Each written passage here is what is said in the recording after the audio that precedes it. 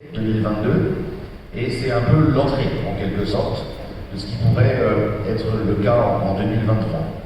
Par ailleurs, nous avons, et sans doute était-ce utile, les mesures qui étaient... Participer à ce débat, à poser vos questions, à témoigner aussi des difficultés que vous rencontrez et des propositions que vous pouvez faire. Il y a un espace questions qui nous permettra d'engager ces échanges. Voilà, on veut vraiment que ça soit interactif et pas un monologue. Alors on va commencer par faire l'état des lieux. Donc l'état des lieux, il est marqué évidemment en 2022 par un changement profond également du contexte économique. L'inflation, ça rend tout ce qui est retour. Là-bas, vous l'oubliez, depuis les années 70, une inflation extrêmement forte, extrêmement puissante.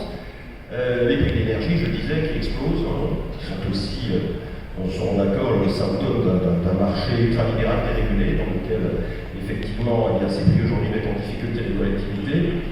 Les difficultés d'approvisionnement en matières premières, l'augmentation des produits alimentaires, les taux d'intérêt aussi, qui étaient très bas, qui ont remonté vivement, et donc tout l'ensemble des coûts qui pèsent sur le budget, voilà, en croissance exponentielle. Dans ce cadre, comment pèse le nouvel modèle de construction des budgets locaux? Comment faire plus avec moins? Tel était le thème de cette table ronde.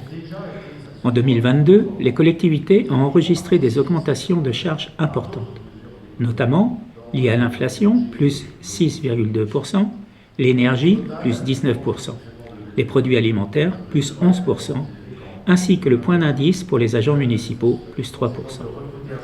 L'État a décidé de revaloriser les bases fiscales de 7% en 2023. C'est pourquoi nous n'augmenterons pas les taxes locales foncières qui sont dues par l'ensemble des propriétaires. Nous espérons que la dotation globale de fonctionnement de l'État se maintiendra après des baisses régulières ces dernières années. Pour notre part, nous continuerons à faire des économies et surtout à trouver de nouvelles recettes pour ne pas faire porter aux familles gavresses des augmentations supplémentaires qu'ils subissent pendant cette crise. Cette demande et une demande de fonctionnement. Autre commune, autre réalité, Sylvie de Gaetano, vous êtes maire de Trouville-sur-Mer. Alors Trouville...